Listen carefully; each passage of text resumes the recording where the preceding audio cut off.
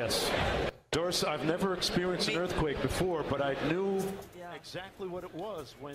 Sound like Doris Burke there, who a lot of people know as an NBA broadcaster, one of the broadcasters on there. You see the light fixtures starting to swing. We certainly had a similar experience here in our studio with our big light fixtures swinging. Thankfully, no damage here in Southern California. And I don't think you would expect much damage in our viewing market because we are so far away relatively to the actual epicenter. But this is the kind of quake where there could very well be damage near that epicenter because of the size of it. Were you in editing when the quake hit? I was, and I was out at my desk and went under my desk for a minute because at first you thought, okay, here's a small aftershock. I think we all were thinking, okay, well, we're expecting to have some aftershocks, not expecting for there to be a bigger quake, which is what we just had here.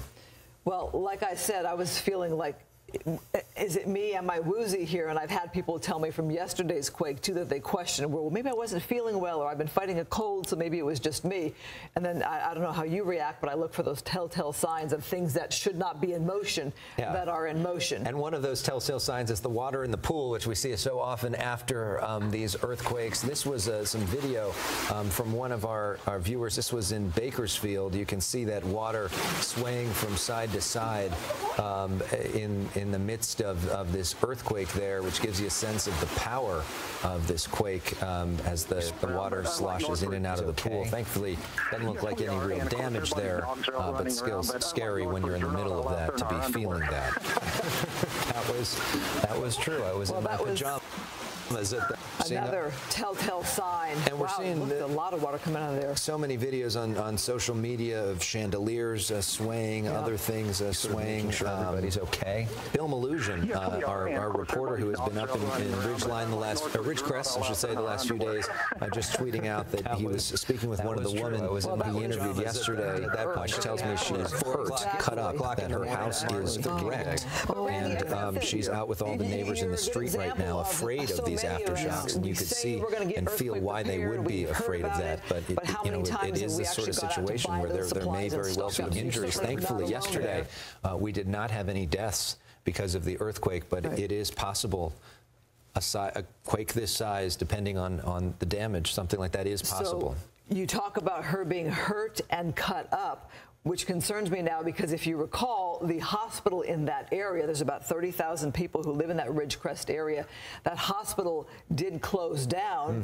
They wanted to check their water pipes and to make sure that there was damage any damage to the hospital needed to be repaired. So that hospital was only going to be open for ER concerns. The patients that were moved from Palmdale and Lancaster area. And the Red Cross saying that the Red Cross shelter at the Kerr-McGee Community Center in Ridgecrest continues to remain open to try to help those that are affected by this earthquake. So if you know folks that are in that area and communications with them and they're looking for assistance or a place to stay, that Red Cross Evacuation Center is open right now. So when you heard Bill talk about the woman who says she was cut up, that's just a reminder to have that pair of tennis shoes underneath your bed in case you have to get up in the middle of the night when there's an earthquake. To remember about the glass things that you have hanging up or on shelves that are not secured, because that's what happens. They crash to the ground. We're hearing from so many of our different viewers. We want to get to Ryan Fugate. He's one of them. He's in Riverside in the Inland Empire. Ryan, thanks for being with us. Share us what your experience was like. It started shaking here, and it kept going, and it just kept going and going and going. And I told the kids, earthquake, and we just had an aftershock here a little bit ago. So Ryan, when you say aftershock, now are you talking about one after this 6.9 that happened earlier tonight, like another one? Right, just a couple minutes ago. That's got to be so scary. How old are your kids? 14, 12, and 10. Okay, what do you tell them? I tell them to get in the doorway and get away from all the glass. Everybody okay? Yeah, we're fine. There's no structural issues out here. You know, go ahead. I'm just thinking for kids how scary their first quake might be, the first quake that they really notice. Would this be, or yesterday's have been, the first one that they really have noticed? No, I think we've had stronger ones since we're further away from the epicenter, and we're sitting on the riverbed, being next to the Santa Ana riverbed. Mm-hmm. So you're well aware this is earthquake country. Your kids are well aware. Oh yeah, I was here for the Northridge one too. Mm-hmm. Do you feel as a family that you've tried to do any kind of preparation or have supplies at all? Yes, we're very prepared for it. Well, we're glad that you all are okay and we're prepared. But I know it's such a scary experience for so many of us all throughout the region. Thank you so much for calling in, Ryan. Yes, no problem. Thank you, guys. We now want to get to Valerie Ike. She's actually in Ridgecrest, right near the epicenter. Valerie, are you and your family okay? First off, and secondly, tell us about your experience. Yes, we are okay. I got a few little bumps on my head from being hit in the head with some stuff. My husband was not here with me. I was all by myself in the house with our animals. He had just left to go shopping for us, so he figured, okay, we've got some calm spots. I'll go get some stuff in the house for us. And after he left, I got an email from a friend saying that, she studies this stuff, and she said, hold on, they said in 12 hours you might be getting a bigger one, remove anything from above your head. And the next thing I know, I started to get a nice shock, big shock, and all of a sudden it started to kick in more, and the cats went screaming, running and peeing as they were running, and everything just started to shake. The house shook off, the foundation started shaking. It was shaking, but no structural. My husband checked, no structural, but it shook like crazy. The walls were waving. The lights went off and came back on. Then they went completely out, and things were flying around the house. And I screamed to my husband. He called me when the power came back on before it went out, and I screamed to him. It got so bad, and I said to him, I love you, I love you, I love you. I don't know if I'll ever see you again. And I just cried. I ran underneath our desk and hid there in a ball. So, Val-Marie, I can feel the emotion in your voice.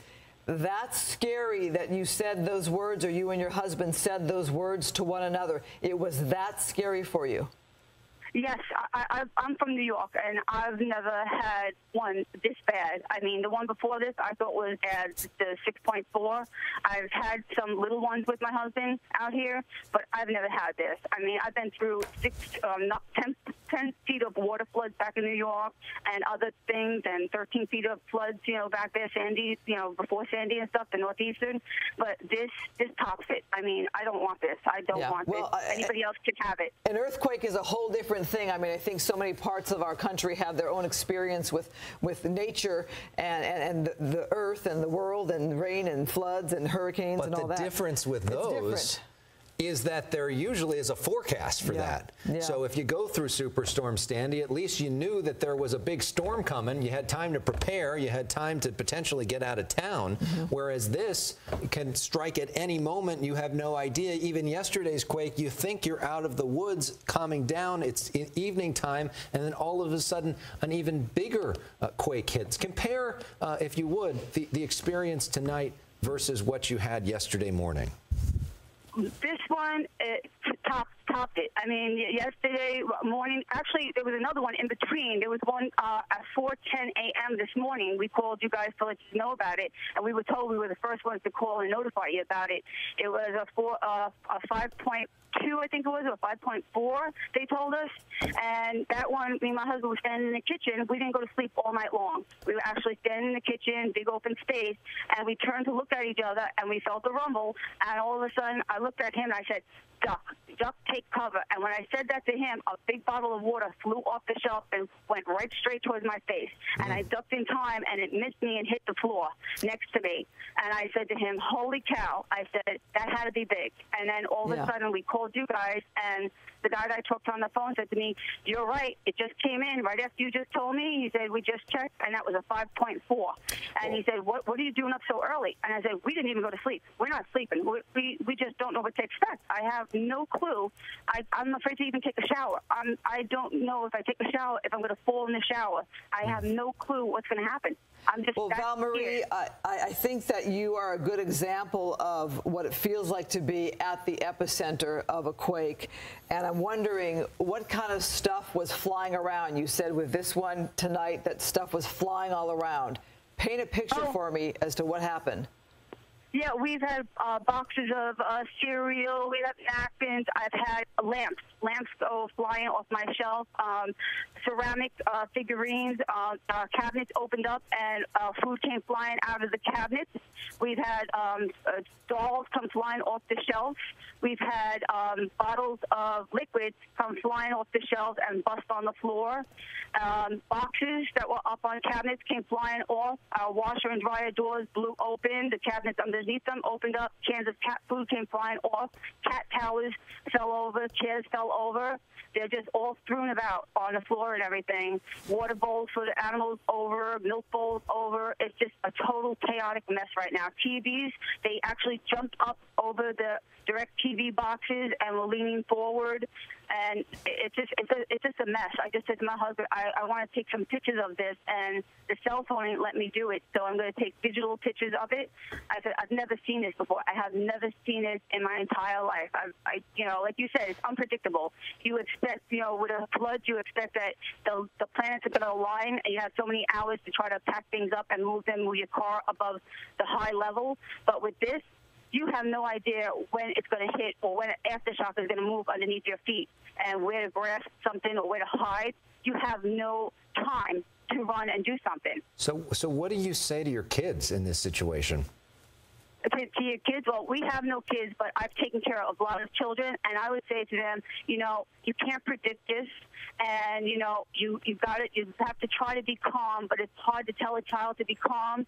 So you have to tell them, look, if something like this ever happens, you've got to go and you have to duck and you got to hide under a table. You have to hide under a chair. You got to stay there and don't come out until all the rumbling stops.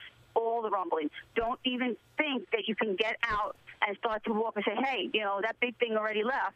I can speak out now and you know, cross out and go into the kitchen and stuff, because it's not over when you think it's over. Have you? I thought that big one was over just a few minutes ago, and I started to creep out. I said, the phone's down. I can get the cell phone in the kitchen. As I started to go out, another big one rolled, and stuff started hitting me in the head. So I crawled right back, ran back down the hallway, and ducked back underneath the computer desk. And I was like, I can't believe how long this thing is. I can't even get out to get a phone to call my husband. So, Val-Marie, thank you. What we're looking at right now, our Skyfox chopper is up doing an aerial survey of damage in Southern California.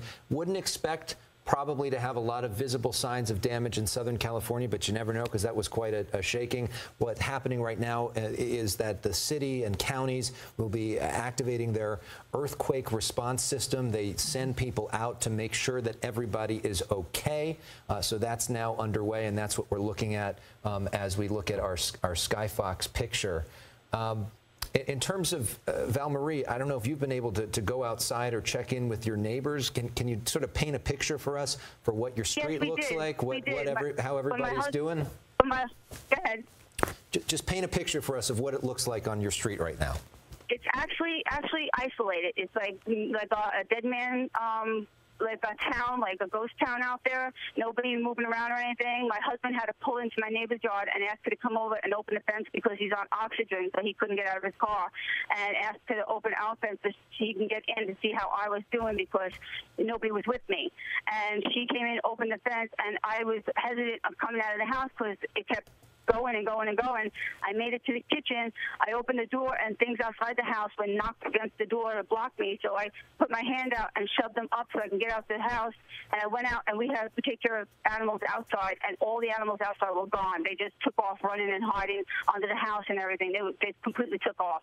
And so I looked outside, and they were gone. I looked around. There was not a single soul out there other than my neighbor. She came across and opened up the fence, and we're in a very rural area, and she saw me crying and everything, and she looked and she said, I said, how are you doing over there? She goes, my kids are okay and everything. She said, we got a mess over there too. She said, I heard that you were by yourself. She said, I felt so bad, and she had tears in her eyes, and she let my husband in, and after that, I said to her, we got to go check on the older neighbor across the street.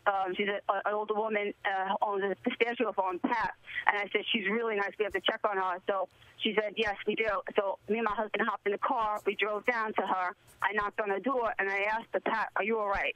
And she said, I can't come to the door. She said, I just can't get to the door. So I said, well, listen, I said, are you okay? She said, yes, Val, I'm okay. She said, but I can't get there. I said, did anything fall on you or around you? She said, yes, there's stuff all around here and everything. I'm in my den. She says, but I'm fine. And I said, okay, if you need anything, I'll come by periodically, and I'll keep asking you if you're okay, if you need anything that we can get into you or something like that. She said, thank you so much for checking on me. She said, I love you guys. I'm fine right now. I said, listen, there's no phones on or anything like that, so we'll have to come down and check on you. But the neighbor across the street is, she came over. She told us if we need anything. We told her if she needs anything. So people are, like, right here in this small area going around and trying to ask everybody if they do need any help or anything. Val-Marie, I love hearing that neighbors are looking out for one another. I want to thank you so much for sharing your heartfelt perspective as to what's going on there in Ridgecrest. And keeping in mind this quake happened about 8:15 at night. So it's at night now, where the one yesterday was 10:30 in the morning. Dark. It's dark. And in some areas, like we were hearing in Trona, the power is out, which makes it even more scary. Val-Marie, if you feel safe, we would love as well if you could take some pictures or video of what it looks like there and share it with us and share it with my colleagues at our station. We'd love to show people what that looks like as well. Thank you. Yeah. Yes, I would. If you don't have an address that we can mail it to, or an email address, because right now, as I said, we don't have the cell phone and taking it, so I'm taking it with a digital camera. Yeah, our colleagues will get back to you and make sure to get you that information. But we can give out our website if you wanted to email it to us. It's fox11news@foxtv.com. So we would appreciate. Hold on a sec. Hold on a sec. My husband's going to write it down. Okay, absolutely. Val, you've been great. This is the same thing for other viewers that may want to share their experience. It's fox11news@foxtv.com. Share with us your pictures or images. fox11news@foxtv.com. Did you get it, Val? Yeah, fox11news@foxtv.com. All right, thank you so much, Val. We're going to check in with one of our colleagues. Thank you guys, too. Thank you. Stay safe. All right, our colleague, Sam Dubin, is going to be joining us from Caltech at some point in time, because Caltech is the place to go to get the specifics. Lucy Jones already putting out the information that it's on the same fault as the one from yesterday, that 6.4, which is now being called a foreshock to the one tonight, a 6.9. So as we await information from Caltech, we'll have to get more specifics from you, our viewers who felt it.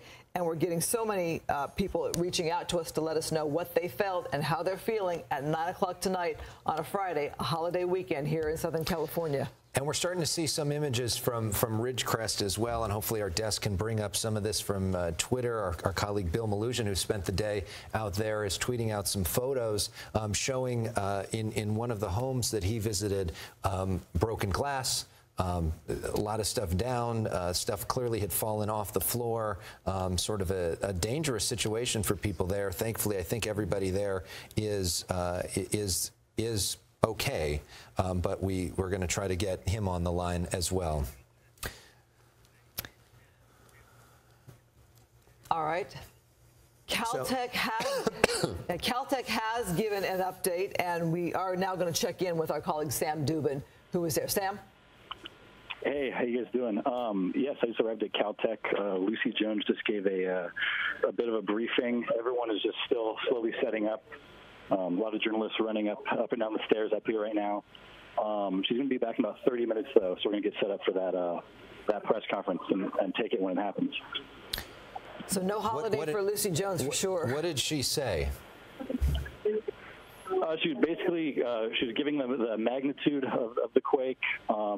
She did not report any damage so far. She did preliminary information that was around the Ridgecrest area. She will have more when she comes back in about 30 minutes. So, Sam, did she say 6.9 or 7.1? Do you think you're going to have anybody in Spanish for us? I believe she has 6.9. That's what's on the screen right here right now. So it's been downgraded. All right, well, Sam, we're going to let you get to work. In the meantime, we're bringing in on my cell phone. Hopefully you can hear this. This is Bill Malugin, our colleague, who has been in Ridgecrest and is now been talking to people in Ridgecrest. Bill, what have you been hearing? Alex, yeah, so here's what I've got so far. I've been texting back and forth with a woman named Linda Hill. This is a woman we interviewed last night after the big quake. She was the woman who was very emotional during the interview, saying she never wants to hear that earthquake sound again. She is telling me her house is absolutely trashed right now, and she is injured. She says she has cuts all over her legs. She texted me photos showing a lot of her furniture broken, a lot of broken glass. But she says what injured her was her television falling down. It apparently shattered and cut her legs up a little bit. She is terrified right now. She said she and all the neighbors are out in the street worried about aftershocks. She says the structure of her house is okay, but everything inside is absolutely trashed. I talked to another couple I met last night. They tell me they're okay. They're just shaken up. They also live in Ridgecrest as well. They're telling me they just felt basically solid rolling under their feet for about 45 seconds to almost a minute, but thankfully they're okay. I have another contact in Palmdale who has been texting me as well. So that's kind of in between LA and Ridgecrest. And he's telling me the same thing. Vicious rolling for about 45 seconds or so. He's been texting me photos showing his tool shed, his toolboxes, like all the drawers are completely opened up. He said he's felt several aftershocks. So, yeah, right now I'm just trying to get in touch with a lot of the people I met up in Ridgecrest because that was a very, very powerful quake. That 5.4 aftershock we felt this morning felt strong. This is significantly many times stronger than that. And again, very close to Ridgecrest. So I'm very concerned about a lot of the people I talked to. Thankfully, I've been able to get in touch with 2 of them, confirm they're okay. I'm still waiting to hear back from some others. So that's where I'm at right now. I'm still working the phones. So Bill, I wanted to ask you about Linda because she really touched me when we had her sound from yesterday's quake. She was the woman that was in tears, who said she didn't want to even go inside, that she wanted to be outside. I can't imagine what this must be like for her to go through it yet again. You talked about her having some cuts due to the TV shattering.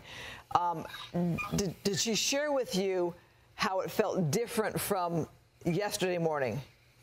Not yet. Right now, I've been trying to just talk to her as much as I can. We've only got about 4 to 5 texts between each other. She sent me a few photos. I think right now, you know, her heart's still pumping. She's still trying to fit. You have to keep in mind, they're all still terrified of aftershocks because a quake that large is absolutely going to be generating aftershocks. But again, we saw how emotional she was yesterday just after the 6.4. This was, I've seen 2 numbers now. I'm not sure which it is, a 7.1 or a 6.9. Regardless, it's much stronger than the quake they had yesterday. So you can imagine, yeah, she was very emotional yesterday, saying that sound, that rumbling sound, was something she never wants to hear again. She said she doesn't know how anybody in the town is going to sleep at night. And I think a lot of people didn't sleep, myself included, because there were so many aftershocks during the night. But it turns out this was that quake yesterday, the 6.4, that was just a foreshock to the quake we just had recently here, which was the much larger one. All right. Well, Bill Melugin will allow you to keep working the phones. In the meantime, let's hope that our colleagues backstage can get us some of those pictures that Bill has been tweeting out. And thank you for calling in, Bill Melugin, our reporter who has been in Ridgecrest much of the last day. Dr. Lucy Jones, who is, of course, like sort of the prominent Southern California earthquake expert who we hear from, and we're expecting to hear from in a briefing shortly on camera, tweeting out that this is the same sequence as we saw yesterday. You know, we say there's a 1 in 20 chance that an earthquake will be followed by something bigger. Well, this is that 1 in 20 time. We're experiencing that now. Looking at this information sent in by one of our colleagues about a family that is in the Ridgecrest area, and she's talking about family members that are both disabled and stuck in their rooms due to falling objects. And I don't know if all you just felt it, but we just had another aftershock here in we could feel here in West LA. Several people here writing in, even in this area, a aftershock. We didn't feel it strongly in the studio here, but many of our viewers writing in that just seconds ago another aftershock felt in Southern California. This is a look at. Yeah, we're looking here at yet another video of a chandelier, and that's the kind of video I grabbed yesterday when the quake hit yesterday morning. It's kind of one of my go-to things. I run to the chandelier, and then I go look at pool water as well to see if it's sloshing, and confirms for me, yes, indeed. So there you have video coming in. And Alex, I'm still struck by how this is 9 o'clock at night. Right. It's a much different ball game to have to deal with something like this at night than in the day. And it is a reminder, as we've been talking about, of that Northridge quake here in Southern California. I'm sure you remember it. Yeah. And being woken up in the middle of the night and walking outside in the darkness trying to survey damage. Our executive producer, Haley Hurst, who's executive producer of Good Day LA, just saying to me that aftershock here in West LA, her whole building complex was moving. This happening just within the last 2 or 3 minutes. So many of you viewing right now probably just felt something similar around Southern California, and which is what we would expect, by the way. This is the Morongo Casino. I'm glad we're able to get this video out. Check out this. This is one of the higher points in the Coachella Valley, out near Palm Springs. Let's listen. Yeah, let's listen in. Maybe take this forward.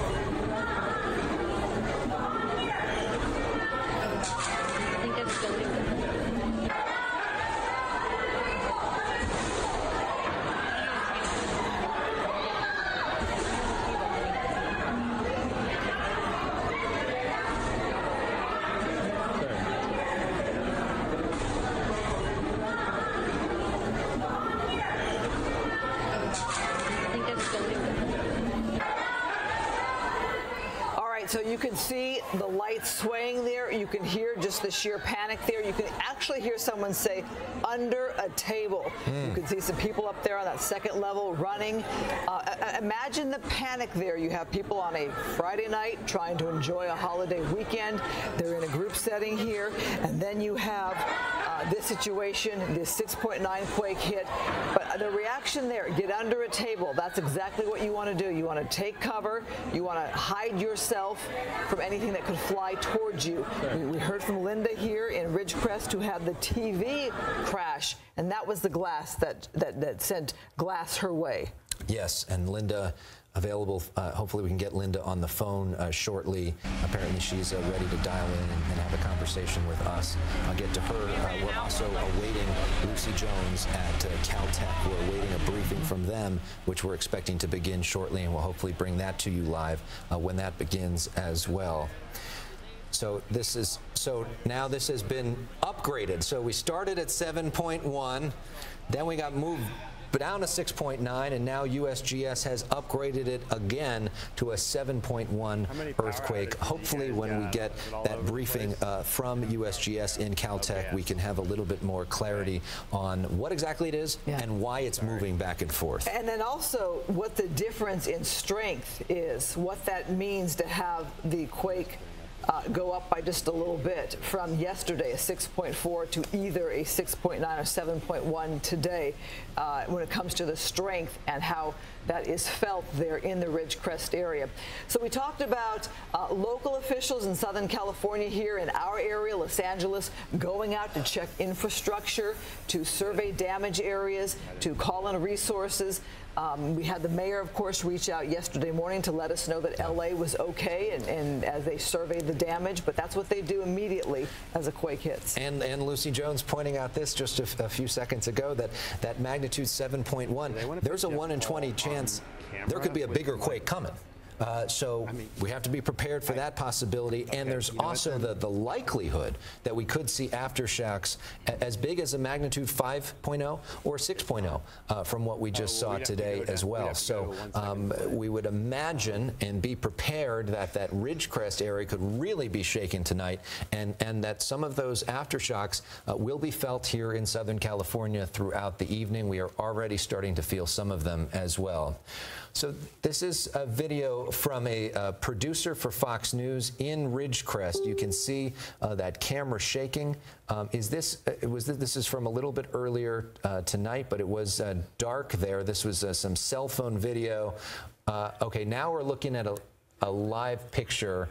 So it looks like an aftershock may be happening there, assuming this isn't just bad camera work. Yeah, you don't quite know as we're all trying to get a sense of exactly what this is.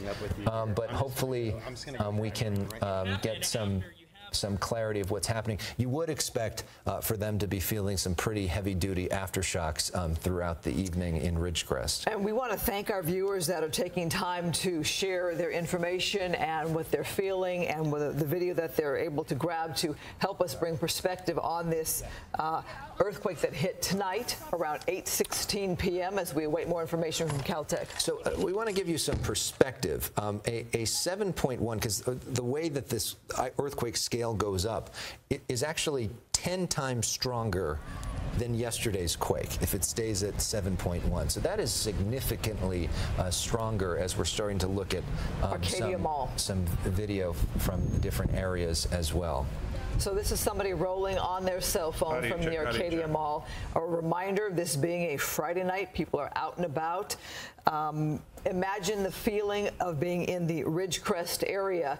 And to give you perspective on the status of this quake from yesterday, I was watching national news, and it was the lead story on national news as the nation is watching the earthquake, quakes in Southern California. So getting some information about 1,300 customers from Southern California Edison in the Ridgecrest area are now experiencing power outages because of what we saw, which is even scarier for it to happen, as you mentioned, during the evening, because yesterday, if you have a power outage during the day, I'm trying to think if we've ever seen a situation with a 6.4 or 7 and then something even bigger, and I can't think of one.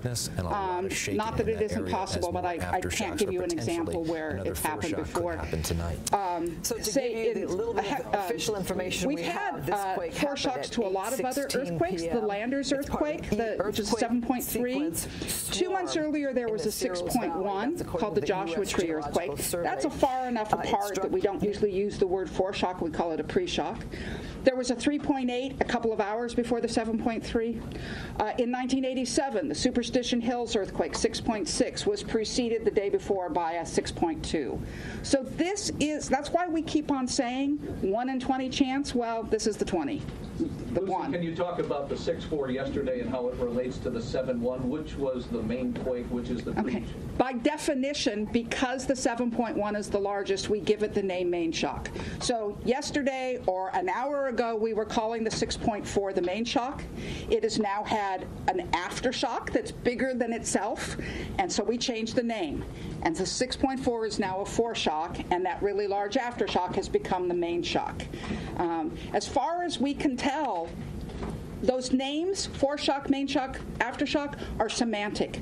There are tools for trying to describe what's going on. But when you have a sequence going on, every earthquake makes another earthquake more likely. And that's what we're seeing right here. And you're already having aftershocks. Can you talk about how many, how big? Well, all right, so just look right down here on the lower part.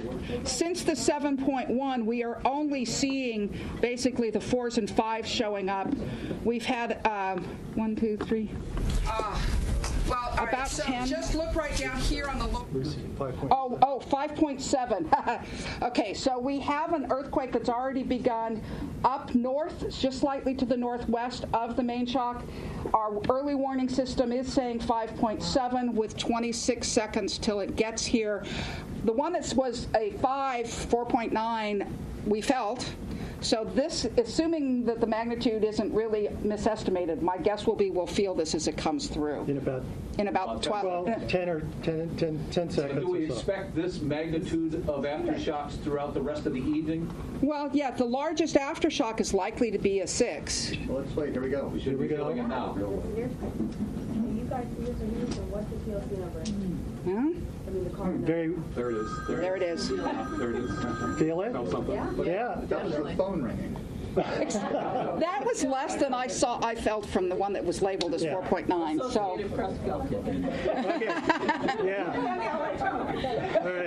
All right. So clearly we're a long ways away from the earthquake. We're still. Can we feel it? Remember that the people in Ridgecrest are going through a lot worse than this. We already had damaged houses and structure fires out of the first earthquake. This is going to have been more intense shaking. Hello. Okay. What's up? This came through just as a 3.5. Oh, okay. And Lucy, this was all on the same fault line as the 6.4? Well, yes, the same fault system. It does appear to have multiple strands to it. We've already seen the 2 perpendicular ones. I think it got the magnitude wrong, because, unless it hasn't come through yet. So, Dr. Jones, can you explain the shake alert again? Because some people just got the initial report that it, quote unquote, wasn't working. Can you explain again that? Let's let the USGS handle that one. So the system worked. Oh, that was a 5.1. Yeah. Okay. Yeah. So the shake alert system worked both on the USGS side and on the shake alert LA side. The reason why alerts or notifications didn't go out to LA County is that the threshold for shaking was set above what the estimated shaking would be. So it was just the way that the system was designed. And in fact, the same thing happened again tonight. My understanding, the alerts did not go out on Shake Alert LA. A magnitude that was estimated with the early warning was 6.2. So the initial magnitude estimate was too low. Consequently, the intensities were below that threshold. So the system is not perfect, but again, what was experienced here in Pasadena, LA area, these were not damaging ground motions. What's going on up in Ridgecrest, those are damaging ground motions. So those folks are really feeling it. Robert, what's the chance of another large quake like this or even larger tonight? Well, as Dr. Jones had said, there's a 5% chance that this could be followed by an even larger quake. And well, the number of 5% is usually for a few days. The most likely time is within a day, which is what, of course, we just saw, 30 hours or something, 36 hours. Yeah, and in fact, earlier that you don't recall of any earthquake sequence where the 7.1 was followed by a greater earthquake. Oh, no, I just don't remember one that's had this in California that's had that series. There are places elsewhere in the world. There was a magnitude 8.5 that was a foreshock to a 9.5 in Chile. Wow. So there is nothing about the magnitude that says it can't be a foreshock. Right, but in California, along this, in the seismicity of this state, you've never seen anything follow a 7.1. Boy. Yeah, but that doesn't mean we haven't. No, we have in Nevada. We have in Nevada the Fairfield earthquakes. Yeah. The takeaway here, though, is that as we have just seen between yesterday and today, quakes that we say are main shocks can actually be foreshocks to larger quakes. So, and we won't know till it does or doesn't happen. Yeah, right. Yeah. There's a small percentage. 7.1 the same depth for the most part as the 6.4. Yeah, well, it's 17 kilometers. Yeah, so the epicenter is a little bit deeper. We do have geologists out in the field. We haven't got reports back, but they'll be able to go out and document. But also remember, you said 5 to 10 miles. So that's the 10 miles, right? It's 10 miles down, whereas the one yesterday was more like 6 or 7 miles down. However, a bigger earthquake also involves a larger fault, so it still may very well. Probably this is coming to the surface. Yeah. Is there what you're really worried about is, are we going to trigger something outside of this region? Right. Probably not. Okay. Why? Because we're too far away. The ability to trigger another earthquake is very spatially defined. So the most likely place to trigger it is at the same fault. As you go away with distance, it becomes much less likely. How far is that from the San Andreas? Quite a ways. Quite a ways. It's not even on that figure. It's over 100 miles to the San Andreas from this location. And the Garlock? The Garlock fault is a lot closer. Yeah. And the Garlock fault is another long fault. If we were going to be triggering something really big, the Garlock might be a source for it. This is sort of like when landers happened near the San Andreas. And we said, if we're going to set off something bigger, there's only the San Andreas around. Of course, it didn't happen. But it was a possibility, a low probability possibility. The Garlock, luckily, really runs through some of the most isolated parts of California. You said yesterday that there were two faults making this L pattern, so there was that lower little leg. Right. Now, the top part, that's the part that's extended. It's the northwest part that's extended and grown, whereas the southwest striking one doesn't seem to have had more earthquakes. Is that a surprise at all to you that this fault system was capable of this kind of earthquake? No. There was a magnitude 7.5 in 1872 in the Owens Valley. There have been lots of 6s. There's this whole series. When I said Nevada, 1915 and 1954, and I don't have the magnitudes in my head this time, but they were 7s. There were series of earthquakes with several events within them of 6 to 7.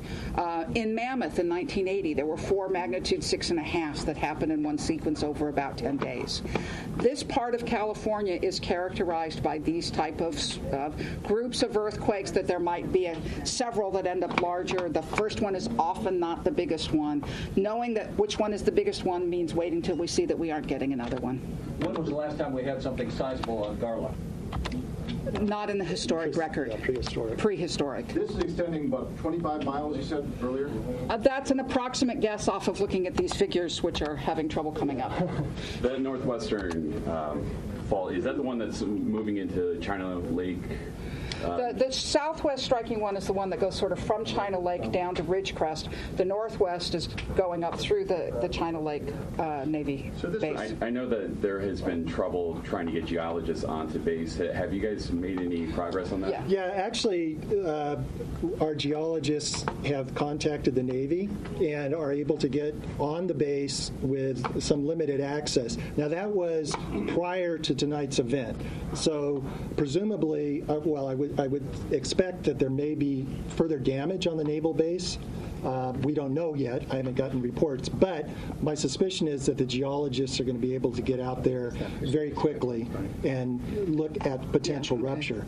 The other comment here, just following on what Dr. Jones was saying, when we have events that where a main shock then becomes a foreshock, typically the triggering is relatively close, and that's actually what we saw here. These two earthquakes are relatively closely located. So the triggering typically does not happen at a great distance. More typically, it's close by. I can't think of any example where we've seen this type of foreshock triggering that isn't within just a matter of a few kilometers. I mean, the famous widespread one was Elmore Ranch and Superstition Hills, a 6.2 that was on a southwest striking fault and then set off a 6.6 on a northwest striking fault, sort of like this. The epicenter of Elmore Ranch was up here, but the fault extended right down to the Superstition Hills. And we were seeing aftershocks pounding at the Superstition Hills fault up until the time that the earthquake happened, the main shock happened. And we've got a similar situation here where we've had aftershocks along this fault. And then we had the 5.4 breaking through a bit towards the northwest, and now we've had it again. And we now see more aftershocks up to the very northwest end, and chances are we stop now. It's possible that we'll continue to extend up to the northwest. I think you said for a 7.1 magnitude quake, you could expect an aftershock sequence that lasts for over a year. Yes. All right. So the 7.3 Landers earthquake, the last magnitude 5 to that 1992 earthquake happened in 1998. So 6 years after the main shock. We should be expecting to record earthquakes here for a long time. Look at the pool. Well, the terrain is very isolated. It's desert, not a lot of population. So actually, in a sense, for being able to get people out there and look at it, there's a good opportunity. And also because it's not densely populated, the chance of having damage to structures and injuries is much lower. But it is still very, it's hard rock. These are faults that are breaking through hard rock. That's why they create these waves that we feel strongly, even down here in Los Angeles. There we go. Now we got one more, actually. Can we do? Yeah, we're now getting some of our graphics up. So, okay. Lucy, if you want to describe this, and I can kind of point. Right. So the blue means it happened more than an hour ago, but less than 24 hours ago. You can actually see some yellow underneath because we're more than 24 hours since the main shock. But all those blue dots are the aftershocks over the last 24 hours, and that's the red ones are within the last hour. So the main shock has already turned blue, and that's right there. The epicenter of the 6.4 was basically at that corner, and we think ruptured, well, clearly ruptured to the southwest, probably also some rupture to the northwest in the same event, maybe in the aftershocks afterwards. Then the 5.4 aftershock was the one this morning was located right in there, moved the fault a little farther. Then we have the 7. And now look at that cluster up to the northwest. We think, right now we aren't getting many of our aftershocks recording yet. The system's pretty strung out. And so pretty sure that is a continuous aftershock zone, and that would mean that's the extent of the fault. Yeah, so and just the length of the fault, a magnitude 7.1, we would expect that it's probably at least about 25 miles long. And that would imply probably that whole length from where the 6.4 happened up to where those aftershocks are up in the corner. That says China Lake up there. This is the red is. Yeah. So Okay. Naval Air. Oh yeah, right. The Naval Air Station is that whole area. So this is all within the Naval Air Station. There's a fault system. So we see all these little faults on the ground. Rather than naming each little piece separately, it's been called the Little Lake Fault System. And so that's, these are... So the length of the fault itself has been defined by the 7.1 earthquake? No, we don't know. You don't know it. Right, and if you look at the mapping that we can see there, and one of the things we can do if we got a bit of a break and found some stuff, we could pull out... we'll try to get out the state geology map and really see the detailed mapping that's been done in here beforehand. But notice that there's this little string of, you see where the cursor showing you all those little faults going up to the northwest, and it was not mapped as a through-going fault. It was little pieces up through here, and now we have more little pieces farther up. So no, we can't say, oh, the fault's used up. It would, but most likely, if we were to see more going on, I would think it more likely that we're heading to the northwest than turning around and coming to the south again. So the surface rupture, how close would that be to the epicenter? I mean, are they tied together? They are the same. The epicenter is only the place where the fault started to move. It is not the location of the earthquake. The earthquake happens over the whole fault surface. And just like if I were going to try to tear this, I can't do this. What I would do is I'd start a tear here and then rip down this way. And this would be the epicenter, this would be the fault surface. The earthquake's happening over this whole fault.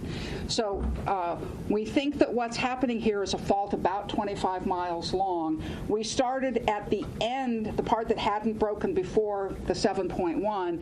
Potentially it ruptured in both directions. About 80% of earthquakes are unilateral rupture in one direction, and about 20% rupture in both directions. So on the 178, there was a left lateral slip of about 6 inches. Could we expect that to grow? That's actually, the left lateral one is down on the southwest striking fault. So down here, and it's not at all clear that part has moved in the 7.1. So do you know what kind of earthquake it was yet? What do you mean by kind of earthquake? It's a strike slip. It's strike slip. It's strike slip. Yeah, that's something that we can get from the seismic records, and it's very clearly strike slip. Yeah, and just to follow on with that, the event yesterday was left lateral strike slip, which actually released some compression on what we think is the fault that ruptured this evening in the 7.1. This event presumably is a right lateral strike slip. But basically motion horizontally. And again, with this magnitude and this length, the expectation of having surface rupture is much, much greater. And by being able to go out and actually measure that, in a 7.1, I'm trying to think back for landers, there was up to, 10 feet of displacement. 18 feet was the maximum displacement in landers. 18 feet of displacement. Meaning if the fault ran between you and me, right now we're looking at each other, after the earthquake, I would be 18 feet farther down there. Yeah. There was a school of thought a while ago that the seismicity of the state was moving straight up, as opposed to San Andreas. And you had Landers, you had Hector Mine, now you have this. Does this add to that academic debate? Right. That debate was not on human timescales. That was saying we were moving over there in the next few million years. But and actually, let me turn that around a little bit. I think these events are a reminder that we can have earthquakes anywhere in Southern California.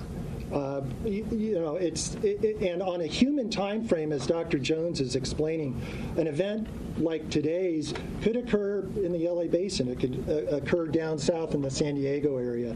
That's just because we live in an area that has many, many active faults.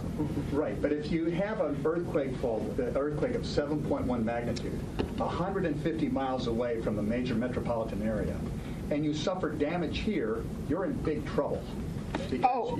Was there damage in the Los Angeles area? No, my point is we get calls, and we ask for it, and there's a report of a power outage or somewhere. The region has to sustain a 7.1 150 miles away. Oh, absolutely. And I think for the most part, the region has. I think the incidences are probably somewhat isolated. I would be very surprised if there was much widespread impact in the Los Angeles area. But clearly up near the epicentral region, the Ridgecrest area, those folks are having to deal with a lot right now. We haven't gotten any direct reports here, but I'm sure there's lots of damage, and they are probably dealing with aftershocks as well. You're waiting to hear from your geologists. What information will they provide? Well, they're going to be out in the field as soon as they can and as best they can. Obviously, it's nighttime right now. They may be limited. This is the Naval Air Weapons Station. Okay, so there's unexploded ordnance issues. They may not be able to get out there at night. When they get out there, they'll have to be escorted. That all those logistics are something they're going to determine. But what they're looking for is finding a fault where we find that motion that's happened. Because we are seeing, with our seismometers, we see these waves coming off of here, and we calculate back they're probably coming off of this surface. When we get those field geology, it's like this fault has moved. And so it's it's ground truth. We know that the Navy is testing munitions out there. Is there any chance at all that anything underground from the Navy may have triggered any of this? No. Look, we've set off pretty large nuclear blasts without ever setting off an earthquake. The largest earthquake, I think, set off by the largest nuclear blast is like a magnitude 2. And the hypocenter for this one is down at 10 miles beneath the surface. Is there anything about this earthquake that's surprising at all to you? The size? Well, no, in a way. Yeah. I mean, as Dr. Jones was explaining yesterday after the 6.4, there was a possibility of having a larger event. And sure enough, we did. And, the mechanics of these two faults, the conjugate faulting, actually makes a lot of sense from a geologic or scientific perspective. So I would say no, there's not really any surprises that we've seen so far. What can you learn from it? Well, hopefully, number one, learn a little bit more about how earthquakes work. Number two, I think, there's teams out there looking at damage, how buildings responded. Every earthquake is a chance to learn what worked, what didn't work, and make improvements. And obviously, a better understanding of earthquake triggering. Hopefully, we'll be able within this, because we have, I can go and rattle off all these previous earthquakes where we've seen one trigger the other. The recordings we have of those earthquakes are primitive compared to what we have now, and we don't really know all of what the mechanisms were in this earthquake. With the system that we put in place to do early warning, we now have hundreds and hundreds of stations that are out there giving us much clearer pictures of what's going on the fault. So now we're going to be able to see with much greater resolution than we've had in the past, what part of which fault moved and how did the pattern progress, and of course there's always the hope that we'll find something that's different about the foreshocks. Yeah, and let me just add, we haven't. Let me just add, in terms of learning, the Shake Alert system, which has been put in place in the last few years and is constantly being tested. This is an excellent test case for that system. We'll be able in the coming days be able to analyze how the system performed.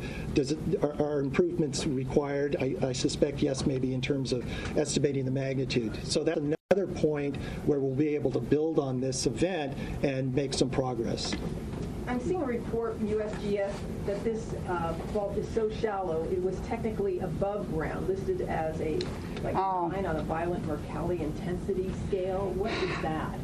Not something coming from a scientist? Yeah, I don't know if that. I doubt that's coming from the USGS. So earthquakes obviously cannot occur above ground. Yeah. All right. There are some times where our location might show up as being a negative depth, and that means something went wrong in how we located it. Yeah. The depth is actually much harder to construct.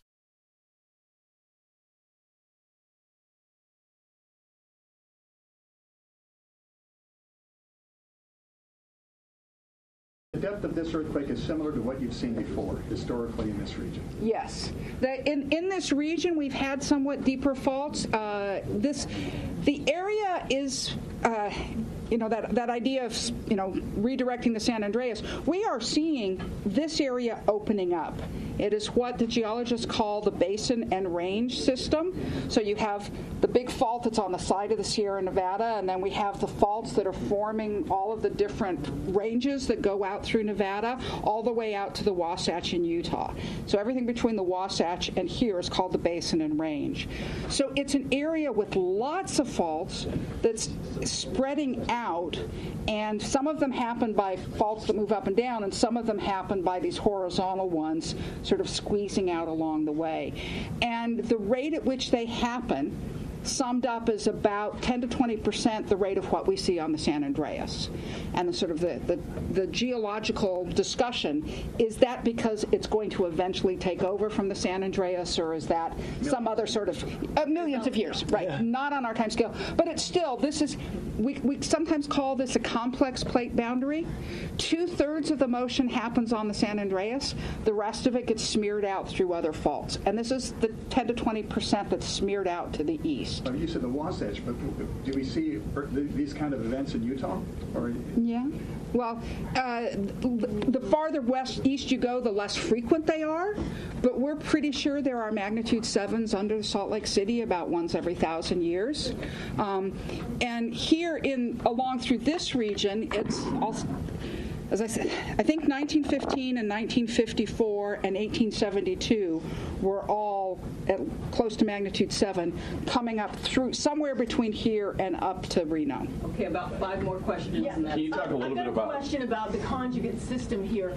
The fact that these two are conjoined, does that add any energy to it's just happenstance that these two are connected? As far as we can tell, actually, the better picture we get of the earthquakes as we put in more instruments, the more often we see multiple faults in the events.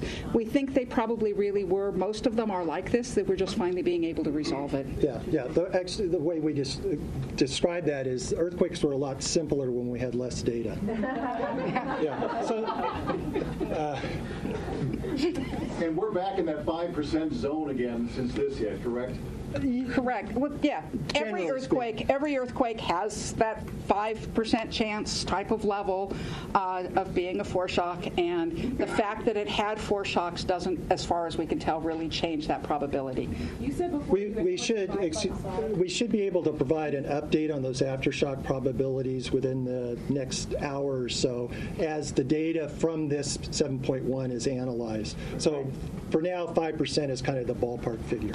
Right. It might go up a little bit if we see a lot. No, the only thing I was trying to say was that we don't get the 7s very often. When's the last time you were a 7? The same time, last time we had a 6. The last earthquake we had above 6 was a 7.1 Hector mine in 1999, so 20 years ago.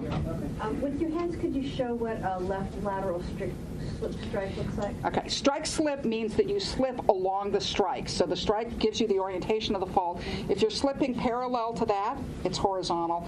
The opposite is dip slip, where you're slipping in the direction of the dip of the fault. So strike slip, if we move, let me see. Do my thumbs. I go like this. I now have to, on this side, I have to step to the right to find the rest of my thumb. But if I went here, I also would have to step to the right. So one stays still. So that's right. So, well, no, they both, that's all relative. Yeah. They move with respect to each other.